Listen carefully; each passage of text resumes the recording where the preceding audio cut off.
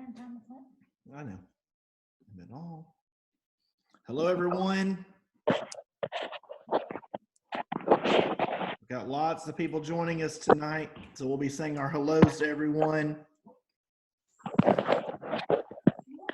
There's Corinne. Hello. Corinne. Felicia, Haley, Sabrina, Mason, Greg, Jason Perry. Good group tonight.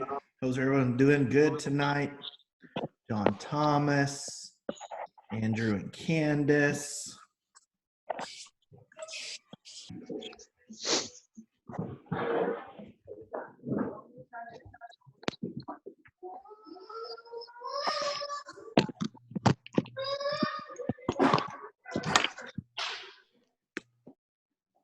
We're glad to see everyone.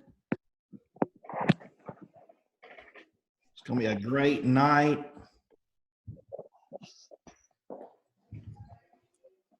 While everyone is joining, I'm not going to talk very long at all because I'm going to give it over to our special guest. And I'm going to introduce her in just a second. But while everyone is getting and joining on, let all of you know, remind you all about Park and Praise this Sunday. Praise at 10 o'clock on the church ground again.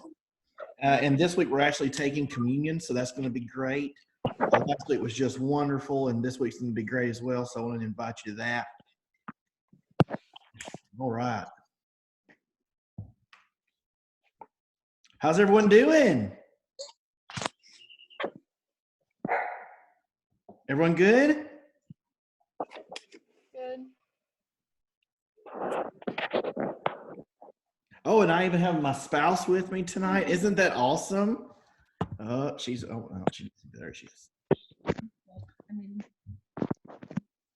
All right, there's Catherine. Mason's with us. Felicia. John Thomas, Jason, Heather. All right, well, we're going to get started tonight. So we just thought we would do something a little bit different tonight. And I know that mental health and anxiety and stress, that's something that every person that wears shoes, all of us face and battle from time to time, right? And so we are fortunate to have someone in our kind of circle, and one that I reached out to, Cherie Hickey. I messaged her, there she is. And so I'm going to tell you a little bit about her so you can kind of know her bio, and then I'm going to turn it over to her, and she's going to get us started tonight. She is the owner of Warrior Wellness Group, LLC. She is also a graduate of the University of Alabama, UAB, with a master's in clinical mental health counseling. She's a licensed professional counselor and a national certified counselor. She spent 12 years as a middle school and high school teacher prior to becoming a therapist. In addition, she's conducted research on 2 grants in the areas of child abuse and substance abuse, and family counseling workshop through University of Birmingham Institute. She's also conducted many workshops on mental health concerns in the community. And so it's just my pleasure. We're so glad to have Cherie with us tonight. So I'm going to give it over to her. Quite the introduction. I didn't realize I had done so much stuff. I'm just kidding. I just posted that straight off of my website. So that's like the long version. The short version is that I felt like I was kind of asked here to help you guys with what you're going through right now. So I do this all day, every day. No questions too weird. Nothing is too stressful. I wanted to check in with you guys because I see 7 to 8 clients a day. Everybody has their own level of stress with all of this that's going on. It looks different in every home. Some people are being impacted personally. Some people are not being impacted at all. I hear from a lot of people how wonderful that they're enjoying the extra family time and going to the lake and the simplicity in life. And I know that that's not everybody's story because some people struggle with underlying mental health issues. And so it's getting worse for them. The isolation is causing depression. It's causing anxiety. And because I am a part of your group, Andrew and Candace, they're down there. I see my niece Brianna was on there a minute ago. So Candace is my sister. If that kind of, I don't know if you know them, but that's how I'm connected. But I do have a certain amount of concern for your community, for your church as a whole. I did attend there for several years. And so I just wanted to be here for you. I wanted to be available for questions, anything that you need, any concerns you have regarding mental health. I did want to identify some things that you may be dealing with. So the biggest part of depression, anxiety is not catching it in time. So in a biblical, a lot of people say, well, just pray. You hear that a lot. Well, just pray. Well, those of us who are struggling with mental health issues, we think, well, am I not praying enough? Am I not praying hard enough? Like, why am I still sad? Why am I still struggling? With the isolation, we already as a community, as a group, we struggle with the almost a social anxiety just because we're not connected in the ways that we used to be. We are so used to face. We're not anymore. I am like a Zoom. I don't know if there's a name for us, but like we're like Zoomsters or something. Like, I don't know. I've been on so much Zoom lately. It's just a part of my life now. And so, so this is how I do it. This is how we're doing it because, we're isolated, we're in our homes, but I do want you to know telemedicine is available to you, not just through me, not just through my company. Most counselors, most clinicians are offering telehealth, most doctors, psychiatrists, everybody. So from a biblical standpoint, I don't want you to be scared or concerned to reach out. There's a lot of us out there who function with a Christian foundation and a Christian background. So my agency is not, well, my practice, it's not Christian. People call all the time and they want to know, do you do Christian counseling? I'm like, absolutely, I do Christian counseling. Do you want Christian counseling? Because that's where I jive. I mean, that's my jam right there. But I also don't want it to be shut down from I'm sorry, I don't know what's wrong with my voice. I don't want to be shut down to the people who are in the LGBT community or the people who are struggling with gender identity or sexuality. I want to be able to touch them and reach them too. And I think that this is a really good time for us as Christians to walk beside the people who are struggling so significantly, to not look from above, so that they understand, they know, like, we're here for them. We have the same struggles. A lot of times, a lot of my teenagers who come in, they think, well, my youth group is just perfect. Like everybody in my church, nobody understands the struggles I'm going through. And I think it's because we put on such a front that we are doing it well. We're doing it not better, but we're doing it a different way. And I tell you what, during this time of isolation and sickness and illness and fear and being frightened for just our society as a whole, my Christianity, my foundation is what I'm leaning on significantly. And I can't help but mention it in almost every session I have if I know that the opportunity is there, because people are like, well, I can't get through this. I can't do this anymore. And I'm like, oh yeah, you can. Oh yeah, you can. What you're struggling with is a lack of hope. And my hope comes from the Lord. Well, sometimes I can't say that. So I have to say, well, how's your self-care?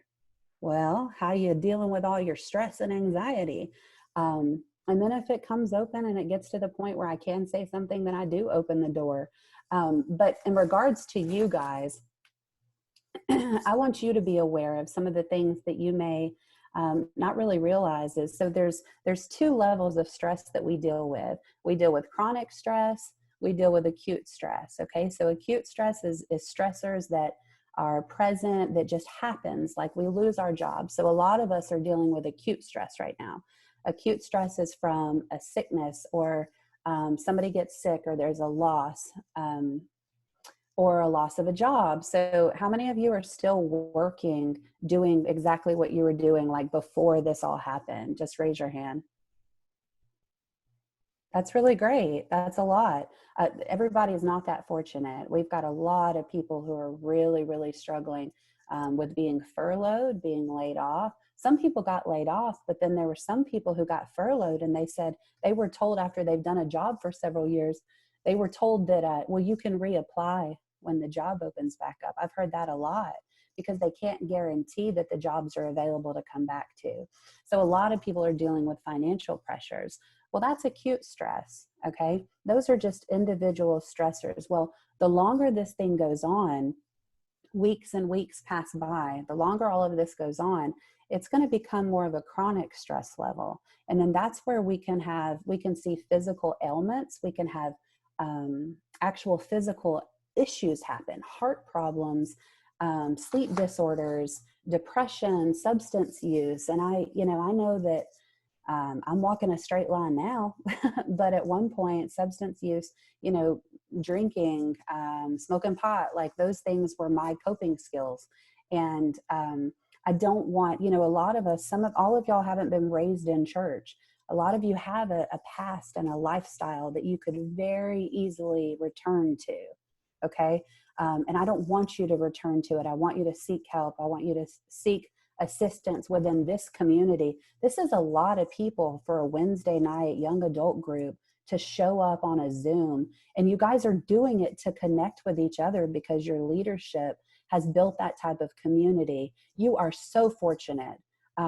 Everybody doesn't have that. I wish they did, but everybody doesn't have that. I've got a lot of people sitting at home in isolation right now.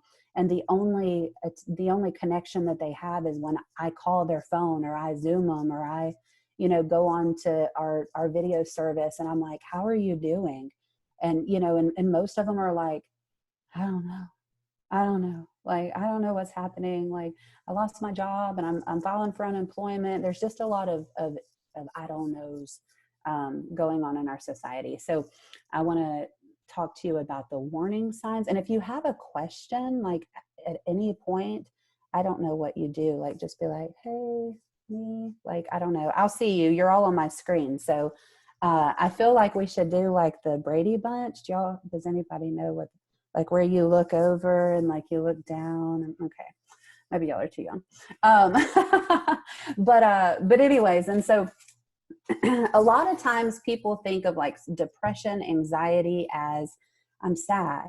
Like there's a rain cloud over my head and everything I do, there's a rain cloud over my head. And I try to go on a walk and the rain cloud follows me. I try to take, you tell me to listen to music and then there's the rain cloud. You tell me to hang out with my sibling and there's the rain cloud. You tell me to call an old friend, there's the rain cloud. So a lot of people think of depression, anxiety as that way. And I know that it's hard when I say, reach out to people, call your mom, call your sibling, call somebody. And they're like, my anxiety will not allow that. Like, can we start more basic? So I want you to be aware of what you're looking at. I want you to be aware of like what you're looking for. So there's 3 different areas that you can pay attention to. One is physical. So there's symptoms of this acute stress that we're talking about that a lot of you may be experiencing. There's physical symptoms, there's cognitive, emotional symptoms, and then there's behavioral symptoms. So the physical part of this is asthma, headaches, migraines, back pain. I have a list. Sweating, nausea, indigestion, chest pain, fatigue. So a lot of people, when they start dealing with acute stress, they say, I just want to sleep all the time. And I'm like, sure, I would want to sleep too, because reality kind of stinks right now. And that's okay. That's okay temporarily. But when you're dealing with acute stress, if there's a change, like if there's a change in your sleep patterns, then that's something to pay attention to.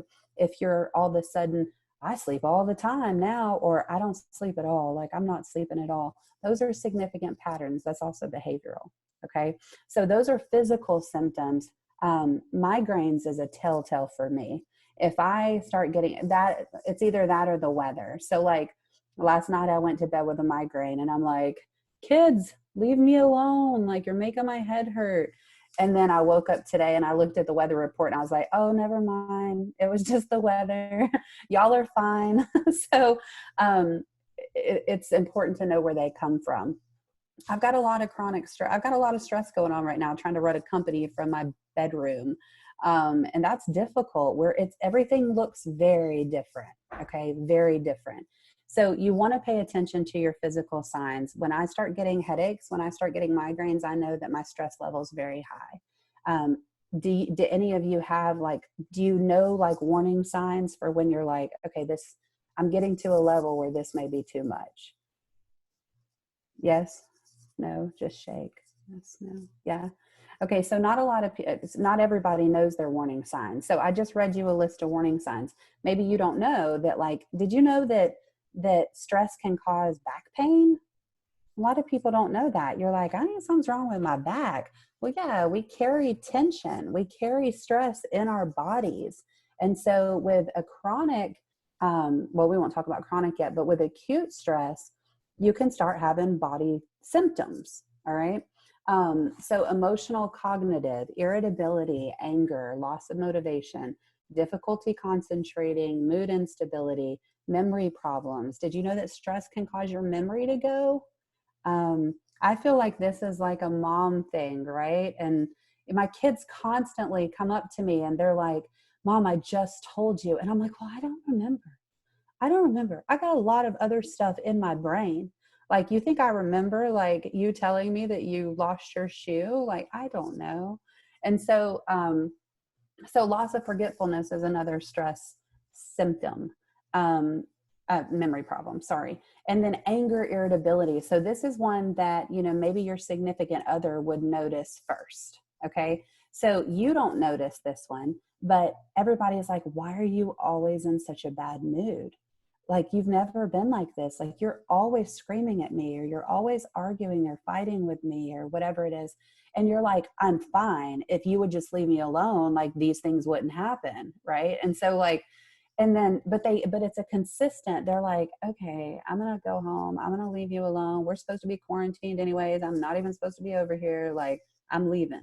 Okay. So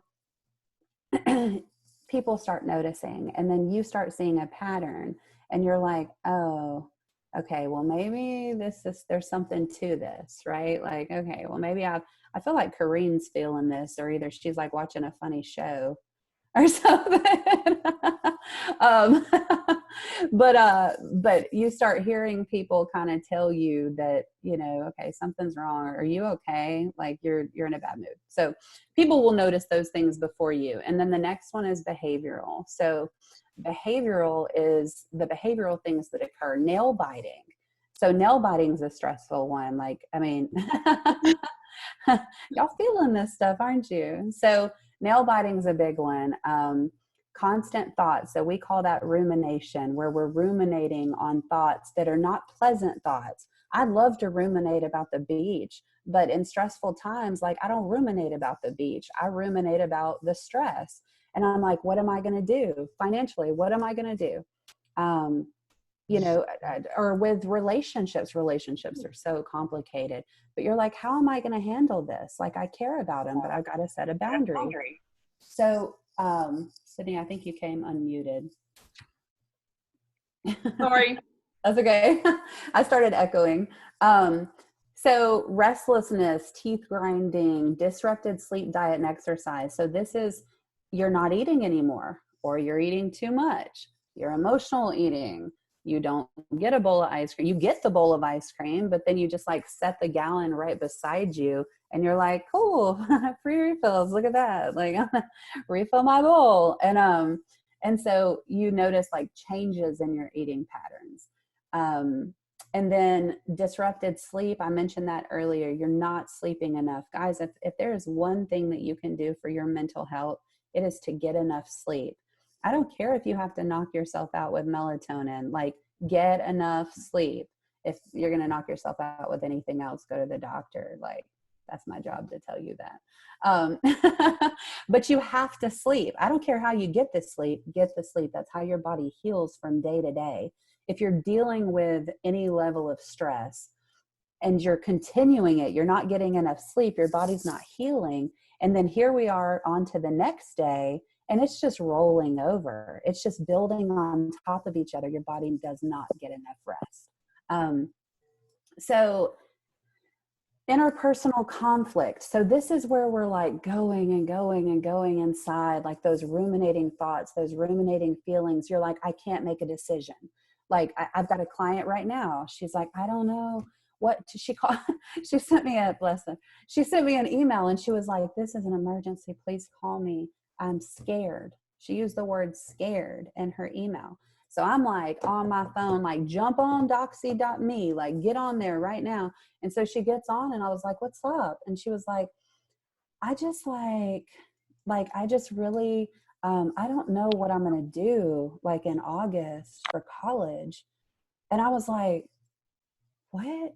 It's 8:00 at night, lady, like for college, like in 6 months. So that's where like the chronic stress comes into play, is you start thinking about things that like you don't even need to be thinking about. Like you need to prioritize your thoughts. There's like a lot that you could be focusing on right now. There's enough stress with just being laid off and COVID-19. Every time you leave your house, like you're going to get some illness that could potentially kill you, but probably not. Like, have y'all seen that? Have you seen that video? I don't know if you have, that's going around. It's the lady. She's like, you could get it, but probably not. Wear gloves, but you got to change them every 5 seconds or they don't work. Wear a mask, but the person who has COVID needs it. Anyways, it talks about all of this misinformation and all of these things that the world is kind of presenting us. And we're so confused, like so confused all the time. So, on top of all of that, then, this girl is freaking out because she doesn't know what to do in college in 6 months. That's that interpersonal conflict where I basically responded with, girl, you are stressed. Like you've got too much stress going on.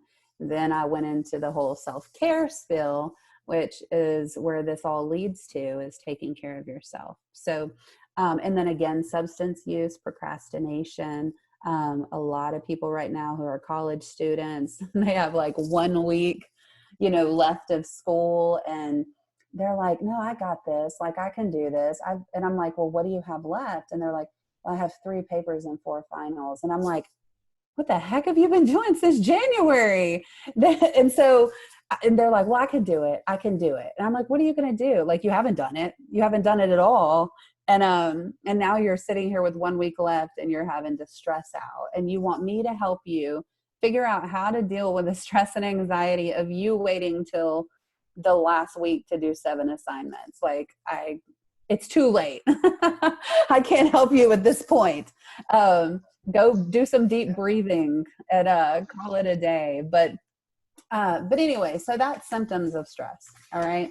So when our bodies, and then chronic stress is when we don't handle the acute stress, then it goes into chronic stress. So if we don't learn how to deal with this level of stress, it's going to get to a chronic level. Okay. Chronic stress can cause some significant problems, you guys. And I know that you're like, I'm young, like that ain't going to happen to me. Well, yes, it does. It may not be like heart disease, or, a weakened immune system or skin disease or something like that, but it can definitely present itself as anxiety and depression, sleep disorders.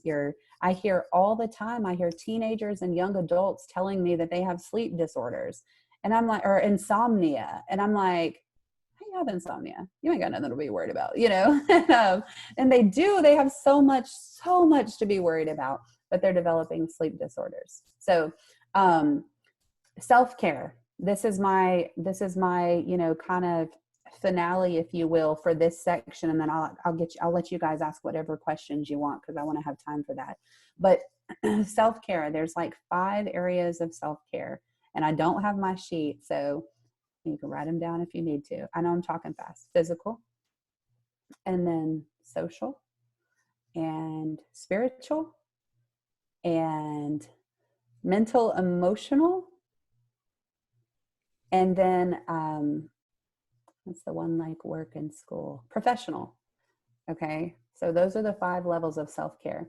So how many of these should you do every day? Like, I'm going to do spiritual self-care today, and then tomorrow I'm going to go for that jog and do physical self-care. I'm going to hit all these up this week. But because you're procrastinating, it's probably going to be Saturday night. And there you are like, oh God, I got to do all my self-care. No, that's not how self-care works. And it's so great those little moments of self-care where you take a beach trip and you take an impromptu beach trip and you're like, girls weekend, like, yeah, so much fun. Like, y'all want to meet up for tacos and non-alcoholic margaritas and like, let's go do this. Like, those are great moments of self-care. But when I'm talking about self-care, like, so there was like this trend. I actually did I did an entire workshop on this. It was called #self-care, not just a trend. Okay, so I see these pictures all the time, and it's like somebody's feet in the sand, and it's like self-care. I'm like, yeah, it is. It's a tiny little minuscule part of self-care. Self-care is something, it's a behavior. It's something we do every day. So I want you guys to take a minute, and I'm going to go through these categories, and I want you to think about something you did in each category today, okay? And then when I say yes or no, just shake your head or shake your head, okay? So let's think of physical self-care. We're talking about eating healthy, getting up, making that smoothie that you've been saying you were gonna make, going on that walk, that 5-mile walk with your dog or jog or something. How many of you have practiced some level of physical self-care today? That's good. That's good. Y'all doing way better than I am. I've been sitting in this chair for 8 hours. I think my bottom probably just looks like a pancake. Physical self-care is very important. I'm glad that a lot of you are. What about spiritual self-care? How many of you have completed, and just because like there's certain people on this on this website that I see, be honest. You're only lying to you and God. How many of you like did a devotional, read your Bible, just did spiritual self-care? How many of you participated in spiritual today? Okay, well, that's awesome. Good for y'all. I've had to get very creative because I'll be honest with you guys, like I do not enjoy opening the Bible and reading. Like, I don't know if that's just me, but I'm like, oh, this is so good. No, it's not. Like, it's the most boring story in words I cannot actually pronounce. And so what I did is I started these like studies that they're doing, like mine that I use is She Reads Truth.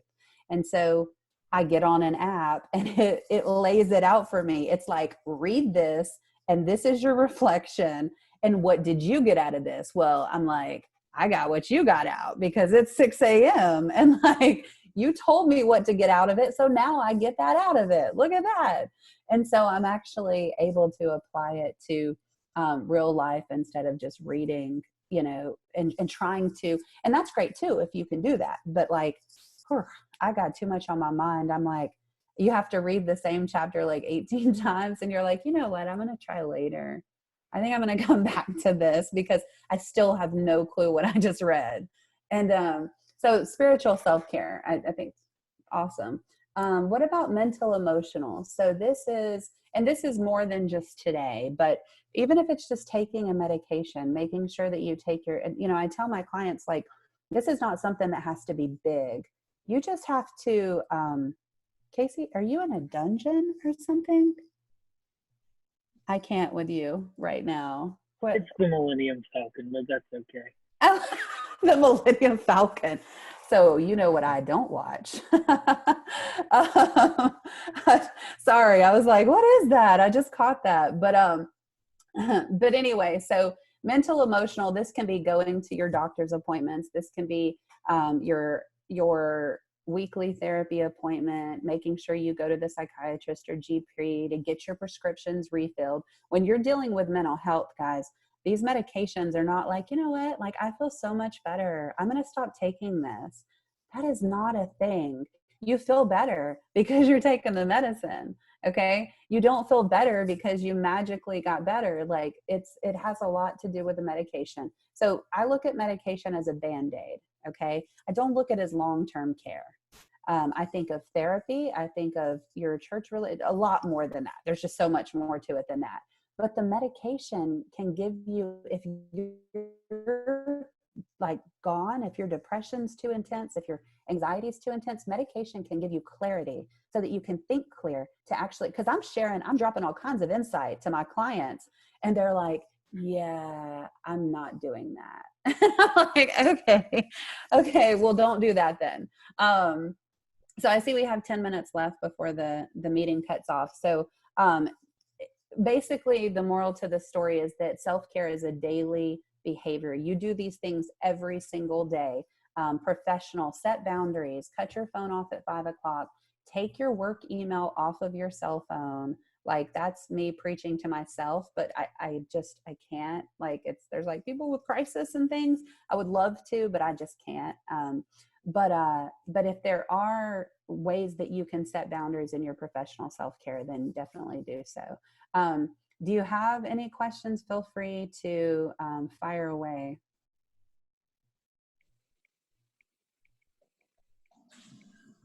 Okay, I have two. I have two, and someone can jump in between my two in case someone else has one. So if you have one, just put your hand up.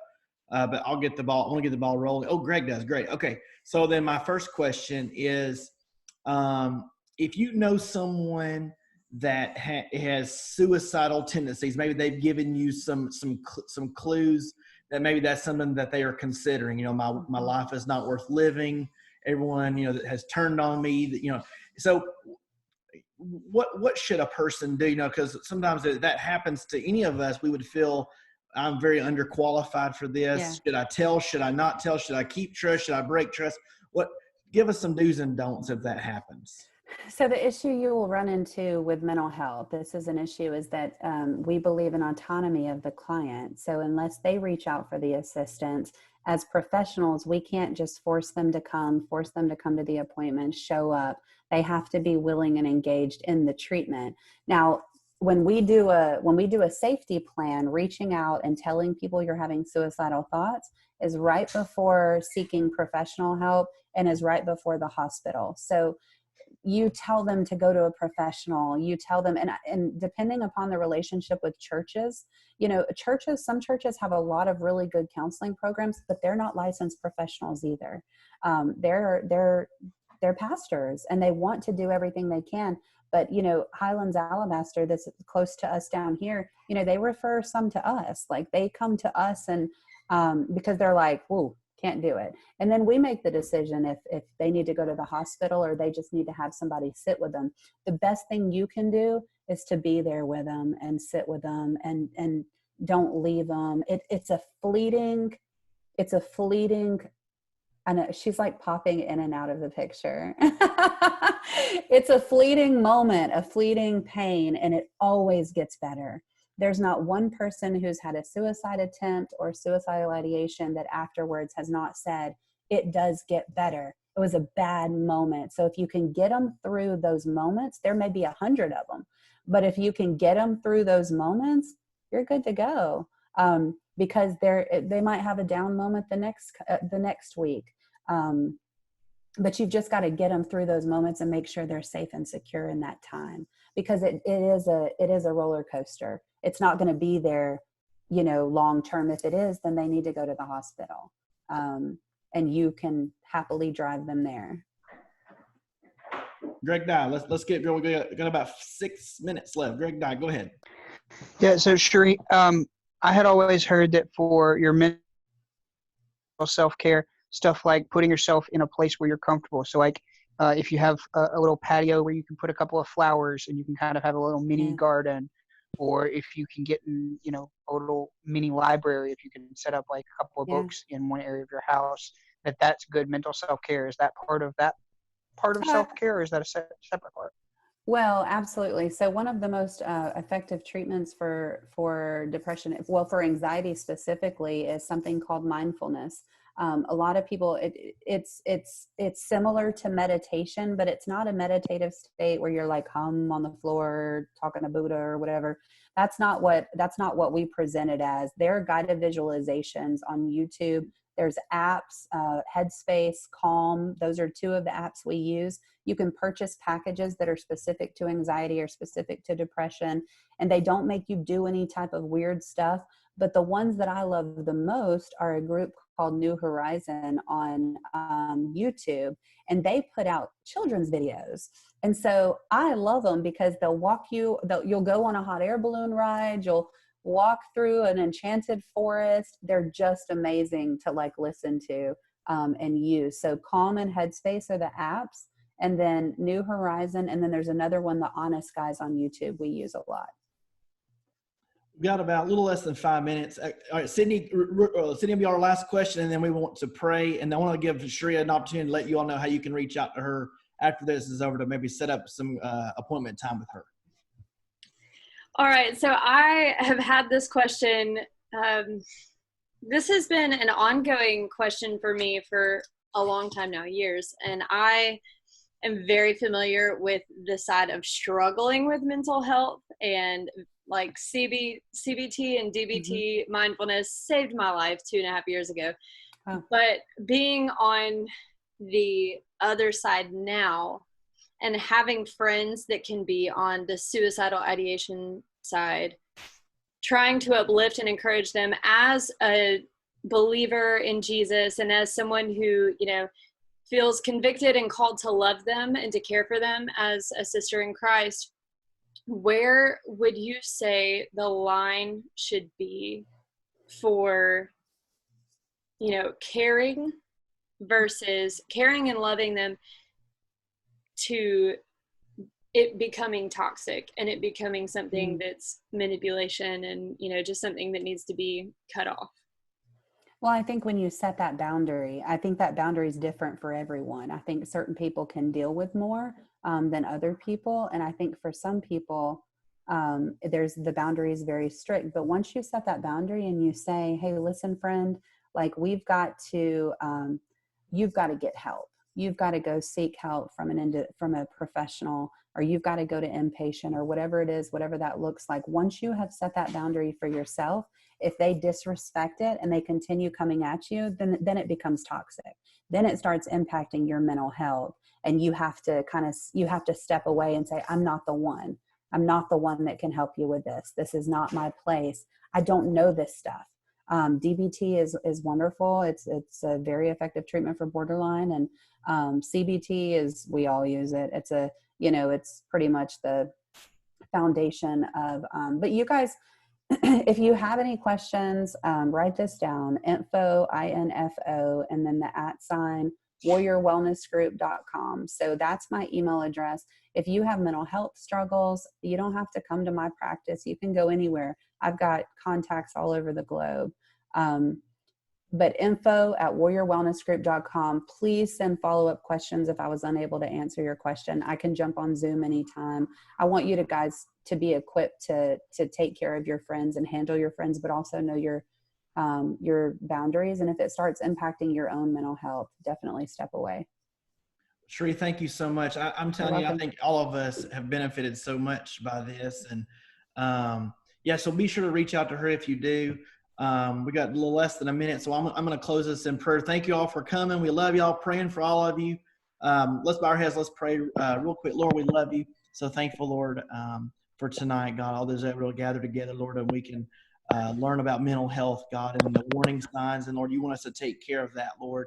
And so, Lord, I just pray that you would just touch Cherie and her family, Lord, and her practice, God, that you would bless them.